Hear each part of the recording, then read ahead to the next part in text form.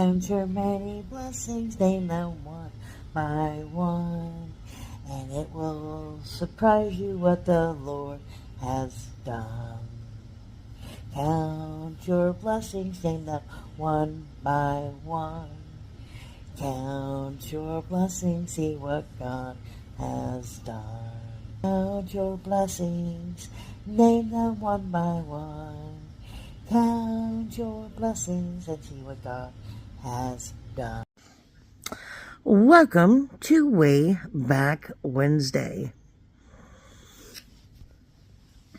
If you haven't heard, we're going to be doing a bit of expanding in the new year. Maybe. If we figure it out. But something to think about and look forward to. Especially for you who love history. I'm not very good at getting hints. Back to me, I've already given it away. Anyway, before all that, we're going to learn a little bit about the beginnings of the sport of basketball. I'm sure you've all played the basketball. You have a ball and you have a basket, and they combine them together. It is fun. Good way to kill time, especially in the summer. Used to play with my cousins all the time in the summer. Anyway, I'm rambling for reasons. Today's race, I've chosen hedgehogs because they can go into ball shape. And they're colorful. It's a colorful race. It's fun. So let's see who will win our race. I almost forgot. Are you ready? Here we go. Shout out time. Here's a shout out just for you. You support me, so I support you. This shout out is for our friends. Let's see who it is today. There we go. Alright, and then let's see if I can see any names here. My eyes are watering so bad today. There's my Linda. There's Zoel. There's Cable. There's Mark. Let's see, who else do I see? My eyes are watering, sorry guys. There's M and J. There's Leo. Love and Live. EZ. Nut Podcast. LTN. There's RC. There's Popcorn. There's Connection. There's Rural. There's Thorkin. Ooh. Let's see who is over there. I think that's Connection. Consume. I can read. Alright, it's Miss Consume. Kendra, if I remember correctly. Hang on a minute. Okay, and there is the Consume the Goodness with a 24K, so one of our bigger channels. This is Miss Kendra, certified life coach and weight management, lifestyle and weight management coach. So she's wonderful people like myself who are trying to change life, and changing life is hard, but I am working on it. She was challenged by Jason Keto for lasagna. I love lasagna. But she's got some reviews, and she's got some interviews and some workouts. She's got some shorts, which are also workouts. And, of course, some lives with chatting, hanging out. So check her out. Like, share, comment. And, of course, enjoy the history. Alright. The abandoned historian is big. It's a big. And it includes sports balls. Sports balls. November 6th. Interesting date in history. No, it's not. I'm just kidding. Okay, well, sorry. It was not that interesting. Think of the program's over. My guys, no, just kidding. Just kidding. Now, for the folks that are curious about what the heck is going on with these people. Lots of things. This was the birth date of a fellow who was a Canadian American He's a physical educator, physician. He, interestingly enough, was a chaplain and a sports coach. He also was an inventor of sorts. For those of you who are looking at your date, scratching your head, going, "Who the heck was this guy?" He was your fellow named James Naismith. You don't recognize the name? It's okay. I didn't either. Yeah. If they hadn't told me what he did, I would have been like, meh. Yeah. Interestingly enough, this guy did basketball, track and field, lived to the age of 78, started out in Almonte, Canada. Canada. And he was born in Almonte. It's now part of Mississippi Mills, Ontario. To Scottish parents, and despite some sources to the contrary, interestingly enough, he never had a middle name. How Yeah, unusual. my brain went blank. Yeah, this is interestingly enough. They said, despite some sources to the contrary, Naismith never had a middle name and never signed his name with an A initial. The A was added by someone in administration at the University of Kansas. I know how he feels. Yeah. Naismith spent his days outside playing catch, hide and seek, or duck on a rock, a medieval game in which a person guards a large skipping stone from opposing players who try to knock it down by throwing smaller rocks at it. To play duck on a rock most effectively, Naismith soon found that a soft lobbing shot was far more effective than a straight hard throw. Thought that he later proved essential in the invention of basketball. I have many questions. Yeah. You're guarding a skipping stone. Yeah. Which is one of those flat thingies, rocks that you throw in the water, right? Right. Ideally. Yeah. And other people are throwing rocks at you. No, at the stone. You're guarding the stone, so they're throwing it at you. Well, they could do that too. Look, he got knocked out. Because otherwise, how are you going to guard it if you're not in front of it? True. I'm gonna hunch over it. I'm sitting on it. There you go. Now, you can't hit the rock. I'm on it. Interestingly enough, he was orphaned early in his life. Naismith lived with his aunt and uncle for many years and attended grade school at Benny's Corners near Almonte. Then he enrolled in Almonte High School in Ontario, from which he graduated in 1883.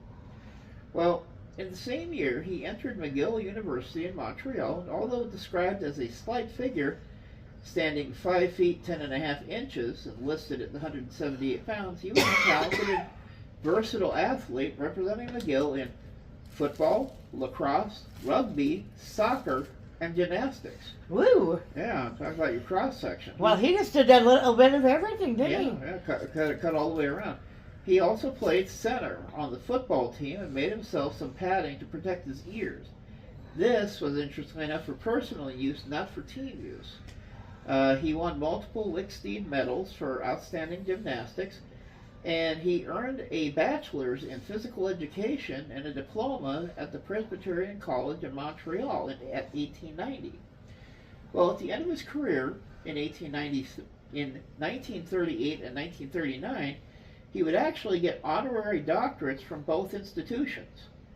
From 1888 to 1890, Naismith taught physical education and became the first McGill Director of Athletics, but he left Montreal to study at the YMCA International Training School in Springfield, Massachusetts.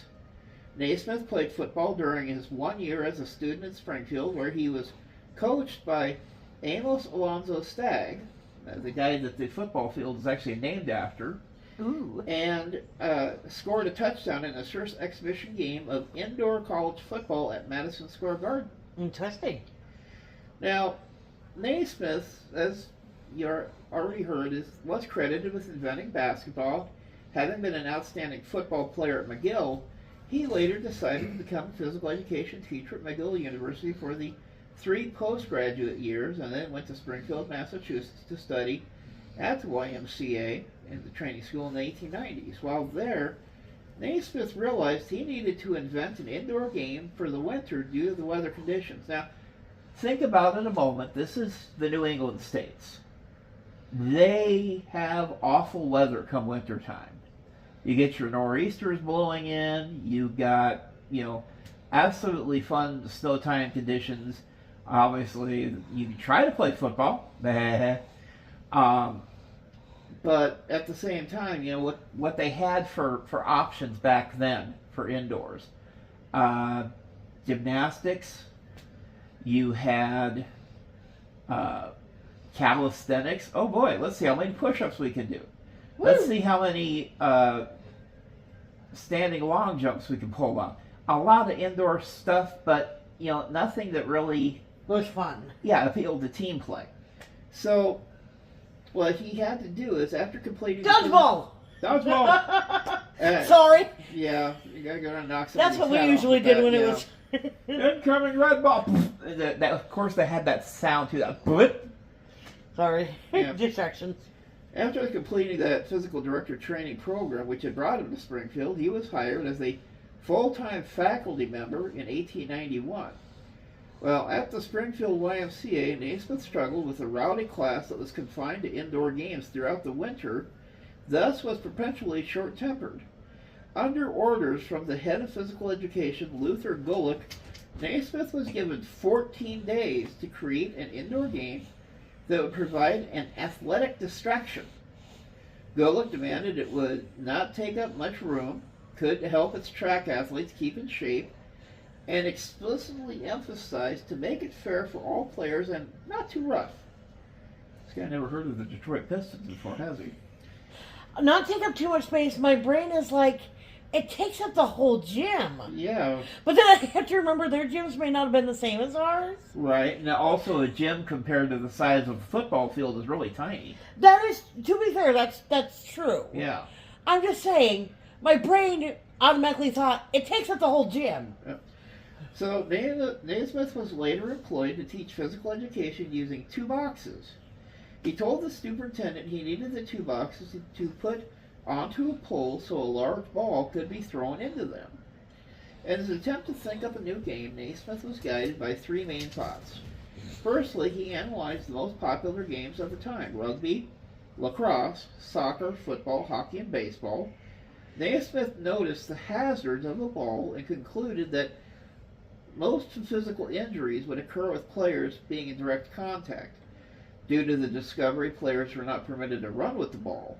Instead, they had to throw the ball from where the ball was to be held only with the hands.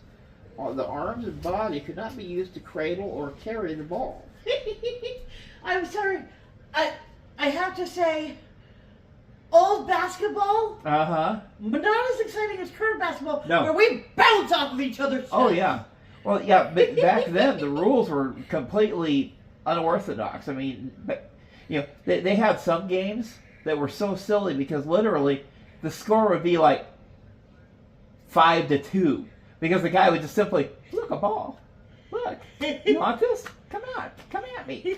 They didn't have a shot clock back then. So, yeah, there were a lot. It was a brand new sport. I'm just saying that the fact that they didn't want them colliding or pretty much touching in any way. Yeah, you couldn't run with the ball. You had to pass it. Also, to further reduce physical contact, Naismith decided to make the goal open to all players by placing it high above the players' heads with the plane of the goal's opening parallel to the floor. This made the goal unguardable, giving players an equal opportunity to score. In order to score goals, players would throw a soft, lobbing shot like that, which proved effective as an old favorite game, the duck on a rock. And for that purpose, Naismith asked the janitor to find a pair of boxes, but the janitor brought him peach baskets instead. Naismith christened the new game basketball, and he put thoughts together into 13 basic rules. Now, the first game of basketball was played in December of 1891.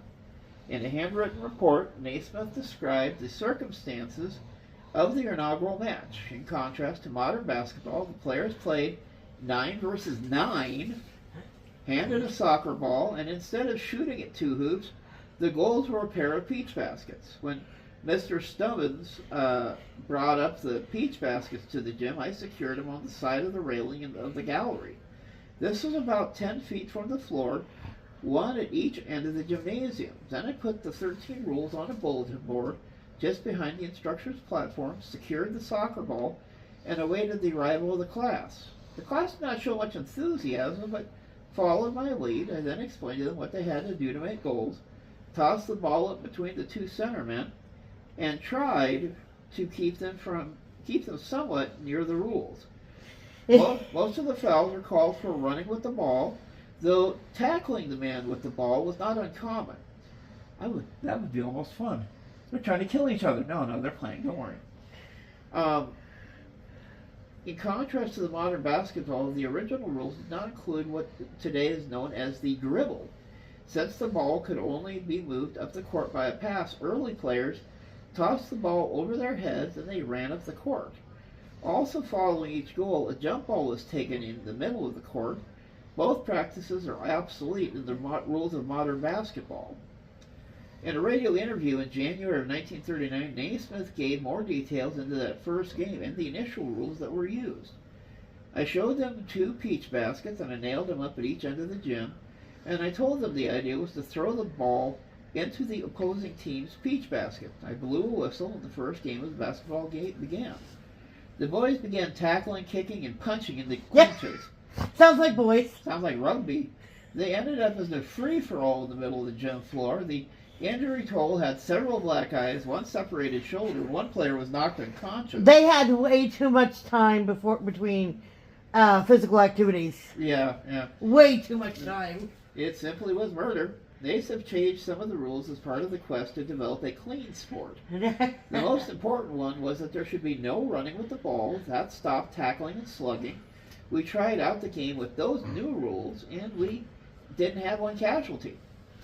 Now, Naismith was a classmate of Amos Alonzo Stagg at the YMCA school where Stagg coached the football team. They became close friends, and Naismith played on the football team, and Stagg played on the basketball team.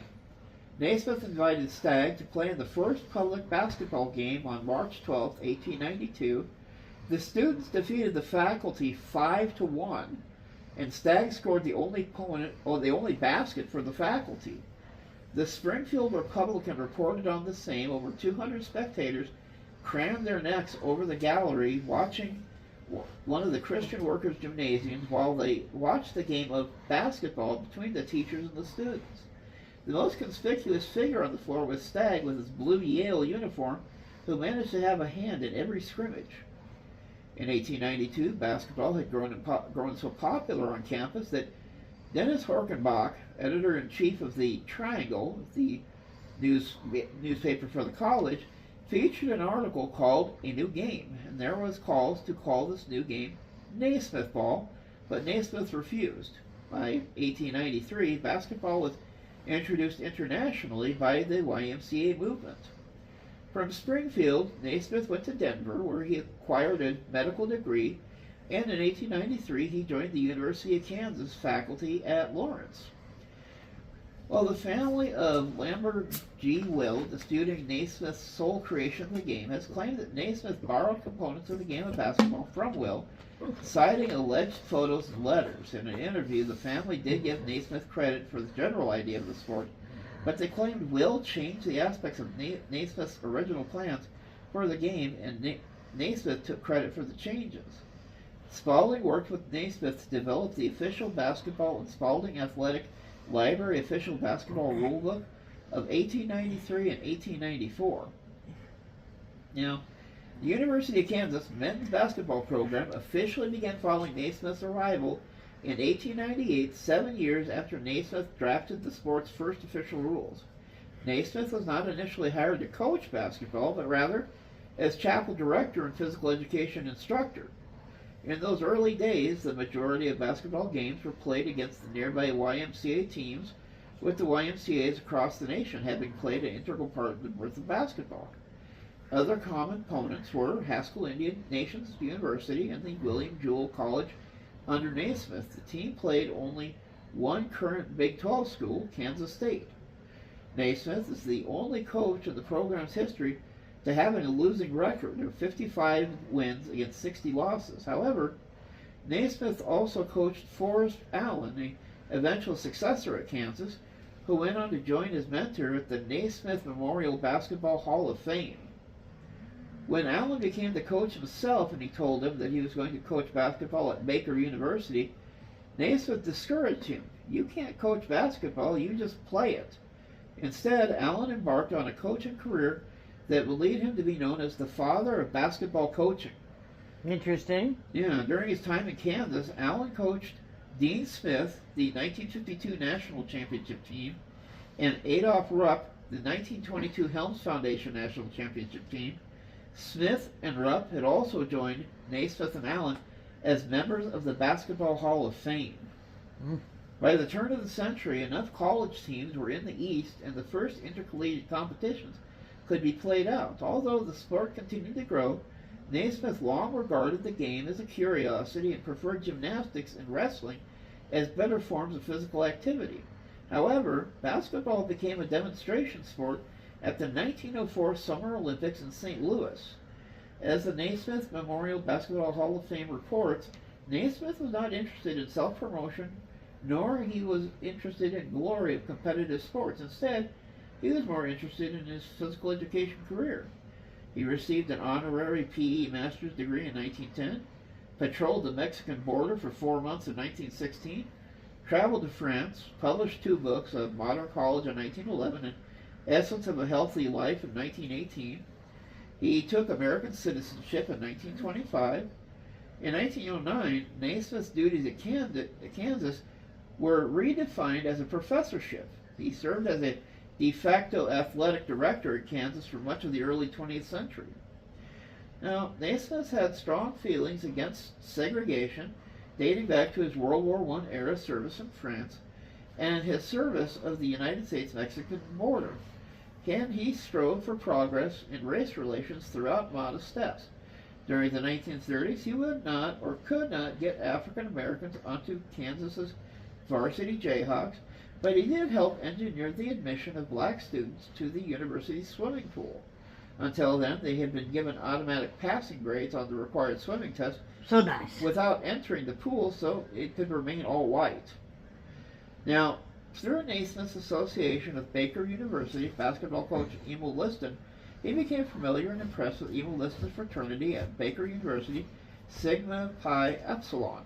As a result, he started an effort to bring Sigma Pi Epsilon chapter to the University of Kansas. On February 18, 1923, Naismith, intending to bring the chapter, was initiated as a Sig Pi member by the National Office of the Fraternity. Under Naismith's leadership, the university chapter was founded and officially chartered on April 28, 1923, with Naismith leading the new 40-member fraternity as chapter counselor. Naismith was deeply involved with its members, serving as chapter counselor for 16 years, Wow. from 1923 until his death in 1939. During those 16 years as chapter counselor, he married Sig Pi's house mother, Mrs. Florence Kincaid. Members who were interviewed during that time remembered Naismith. He was deeply religious. He listened more than he spoke. He thought sports were nothing but an avenue to keep young people involved so they could do their studies and relate to the community. And it was really nice having someone with the caliber of Dr. Naismith. He helped many a Sig Pi. In 1935, the National Association of Basketball Coaches, founded by Naismith's pupil, Fogg Allen, collected money so the 74-year-old Naismith could witness the introduction of basketball into the official Olympic sports program at the 1936 Summer Olympic Games in Berlin.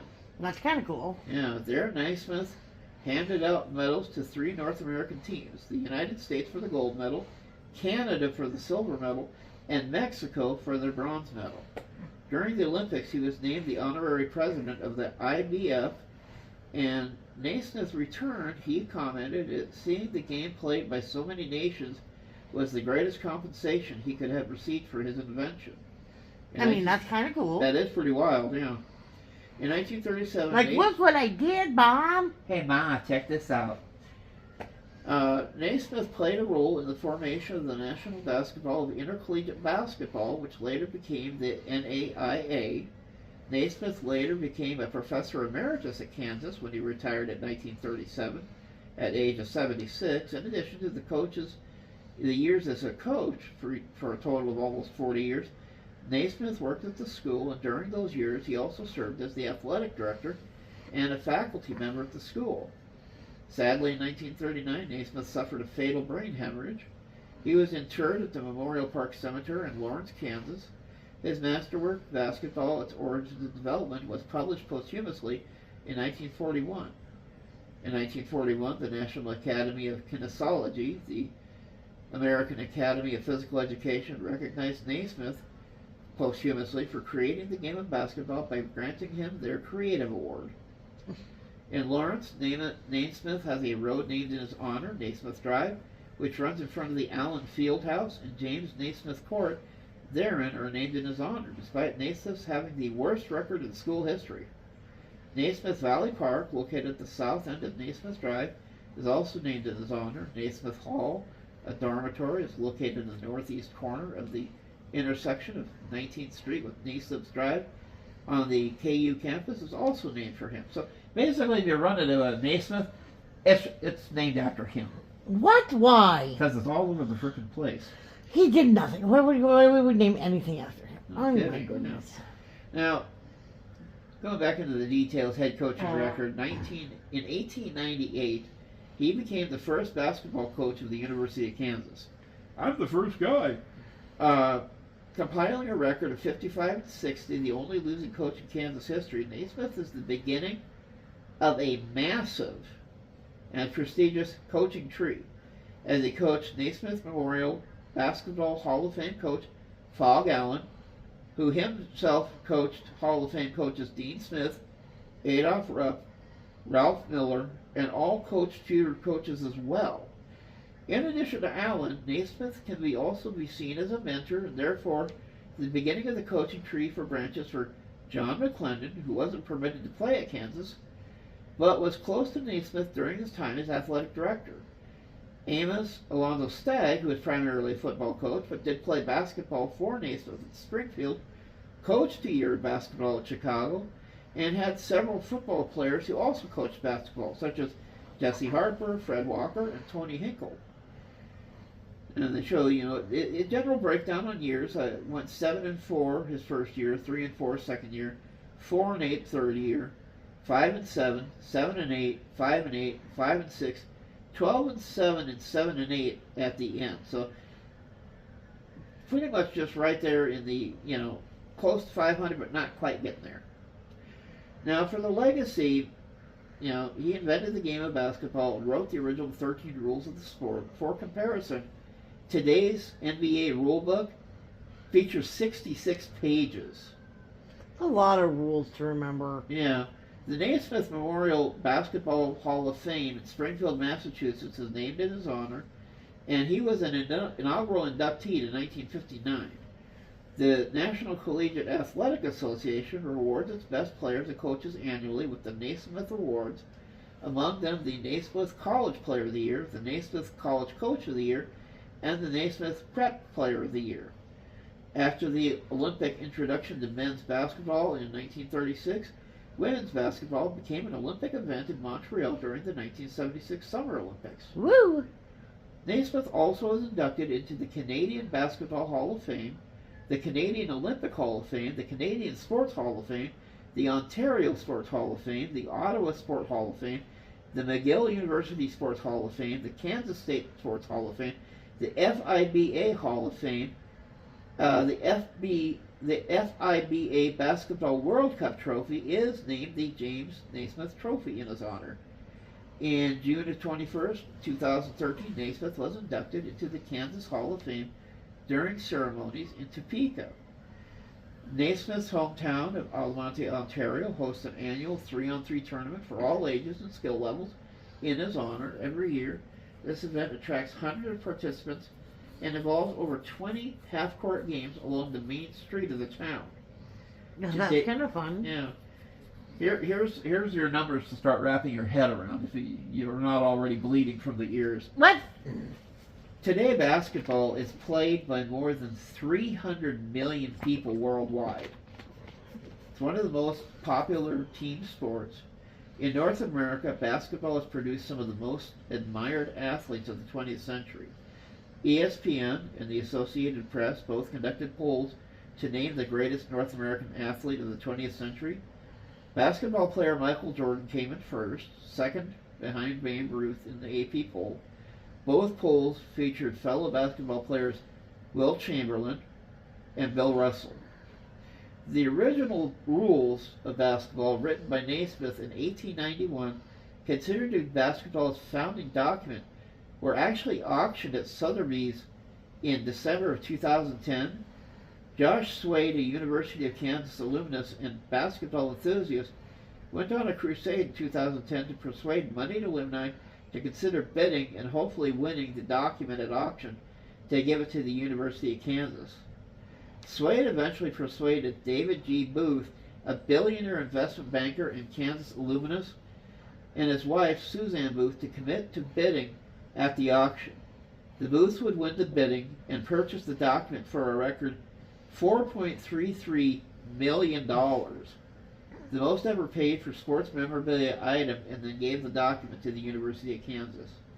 Swade's project and eventual success are chronicled in a 2012 ESPN 30 for 30 documentary, There's No Place Like Home, and a corresponding book, The Holy Grail of Hoops, one fan's quest to buy the original rules of basketball. The University of Kansas constructed an $18 million building named the DeBruce Center, which houses the rules, and opened in March of 2016. Naismith was designated as a National Historic Person in 1976 on the advice of the National Historic Sites and Monuments Board. I didn't know that there was such a thing as historical people. Yeah, that's kind of crazy. In 1991, postage stamps were commended on the centennial of the basketball invention. 4 stamps were issued by Canada Post, including one with Naismith's name. 1 stamp was issued in the United States Postal Service. Another Canadian stamp in 2009 honored the game's invention. And in July of 2019, Naismith was inducted into the Toronto Walk of Fame. In 2021, on January 15th, Google placed a Google Doodle celebrating James Naismith on its homepage in 18 countries and on 5 continents. Now, Naismith was the second child of 2 Scottish immigrants. His father left Europe when he was 18, also settled down in Larne County. On June 20th, 1894, Naismith married Maud Sherman in Springfield, Massachusetts. The couple had 5 children. He was a member of the Pi Gamma Mu and the Sigma Pi Epsilon fraternities. Naismith was a Presbyterian minister and also a Freemason. His first wife would die in 1937, and on June 11, 1939, he married Florence Kincaid. On November 19th of that same year, he suffered his brain hemorrhage and died 9 days later at his home in Lawrence. He was 78 years old. Naismith died 8 months after the birth of the NCAA Basketball Championship, which today has evolved into one of the biggest sports events in North America. Naismith is buried with his first wife in Memorial Park Cemetery in Lawrence. Florence Kincaid died in 1977 at the age of 98 and is buried with her first husband, Frank B. Kincaid, in the Elmwood Cemetery in Beloit, Kansas. During his lifetime, Naismith held these educational and academic positions. Primary school, he was basically a teacher. He also went to secondary school, university student, instructor in physical education, education and theology at the Presbyterian College of Montreal, instructor of physical education in Springfield, the YMCA of Denver. He was instructor in physical education 1895 to 1898.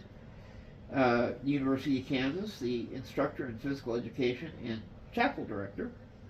The University of Kansas, the basketball coach. The University of Kansas, the professor and university physician.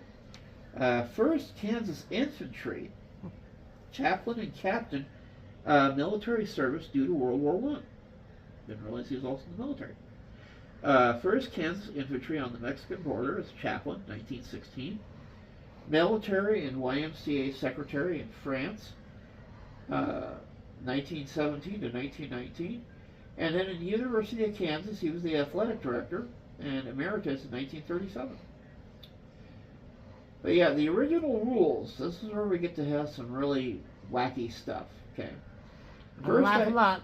Huh? Gonna laugh a lot. Okay. Number 1. The ball may be thrown in any direction with one or both hands. Okay, pretty normal. Okay, that makes sense. As. Number 2, the ball may be batted in any direction with one or both hands, but never with a fist. So no volleyball. No punching. No volleyball. Yeah. Number 3, a player cannot run with the ball. The player must throw it from the spot in which he catches it. Allowance to be made for a man who catches the ball when running at a good speed. That's kind of weird. I don't understand that rule. Maybe you need time to stop? Question mark. Unless while you got the ball, you can pass, but that sounds about all you can do. Number 4, the ball must be held in between the hands. The arms or body must not be used for holding it, which means no tucking it under the arm. Number 5, no shouldering, holding, pushing, tripping, or striking in any way the person of an opponent shall be allowed. The first infringement of this rule by a person shall count as a foul. The second shall disqualify him until the next goal is made, or if there is evidence of intent to injure the person for the whole of the game, no substitute allowed. So you can knock yourself out of the game doing that sort of stuff. Whoops. Number 6, a foul is striking at the ball with the fist. Violations of Rule 3 and 4, and such described in Rule 5. Number 7, if either side makes 3 consecutive fouls, it shall count as a goal for the opponents. Consecutive means without the opponents, in the meantime making a foul. A goal shall be made when the ball is thrown or batted from the ground into the basket and stays there without falling, provided those defending the goal do not touch or disturb the goal. If the ball rests on the edge and the opponent moves the basket, it shall count as a goal. So they're working on goaltending already. Number 9, if the ball goes out of bounds, it shall be thrown into the field and played by the first person touching it. In the case of dispute, the umpire shall throw it straight into the field. The thrower is then allowed 5 seconds. If he holds it longer, it shall go to the opponent. If any side persists in delaying the game, the umpire shall call a foul on them. Boy, the umpires are kind of testy, aren't they? Obviously. But they always are. Yeah. Number 10, the umpire shall be the judge of the men and shall note the fouls and notify the referee when 3 consecutive fouls have been made. He shall have power to disqualify people according to Rule 5. Number 11, the referee shall be judge of the ball and shall decide whether the ball is in play, in bounds, to what side it belongs, and shall keep the time. He shall decide when a goal has been made and keep account of the goals with any other duties that are usually performed by a referee. Number 12, the time shall be 2 15-minute halves with 5 minutes of rest in between. The side making the most goals in that time is declared the winner. In case of a draw, the game may, by agreement of the captain, be continued until another goal is made. That's kind of crazy, and I can understand why they started tweaking it. Because the 3 things that always stuck out to me as far as sports went. First of all, dribbling. They had to have some way to see if a guy could continue. You know, if he catches the ball, let him dribble, move the ball up, until he stops, then obviously, he has to pass. Right. Number 2, and it goes back to that fact that the first game that they had a score for was 5-1. Okay? Before then, if you had, the ball, you could hang on to the ball for an unbelievable amount of time. If you felt that you had a bunch of tall guys, one guy stands there in the middle with the ball, he could only score 5 points. He could pretty much make the game, out of reach just by hogging the ball. Right. Obviously, the other team would try to knock it out of there, but that's not that calls for a foul. And then, of course, as the game continued to evolve, 3-pointers were not an automatic in the sport for a long time. In fact, it wasn't until the 70s that they finally said, if we shoot it from beyond this point, let's give them 3 points instead of just 2. Right, because it's rare and cool. Yeah. But, again, this was a sport that just was kind of put together over the course of a couple days in the winter. And thank goodness for snow. And thank goodness for Naismith coming up with a heck of an idea. I mean, it's kind of crazy to think that there's 300 million people that enjoy this team sport around the world. I think that the cool thing I like about basketball compared to other like sports, especially team sports, is basketball. You can play with 2 people, you can play with 4 people, you can play with 6 people. You don't need to have a whole team to play it, but you can play it with a whole team, or you can downgrade it and adjust it to whoever feels like playing. Yeah, and it's a simple activity of taking a ball, throwing it through a basket. I mean, how many of us out there have played horse? It's one of the easiest things to do, and it's also kind of fun, you know. So let's try some trick shots off the backboard, right? Over the backboard. Let's do simple layups. And the thing is, again, just straight up fun. Have some fun. Grab your Spalding and go out and see if you can take in. I've never be able to do a Michael Jordan shot, but I do Larry Bird 3-pointers pretty good some days. So, but this has been the Bearded Historian, folks. Celebrate Naismith's birthday, and we will see you guys next week. I almost said alley-oop, but I think that's a skating term.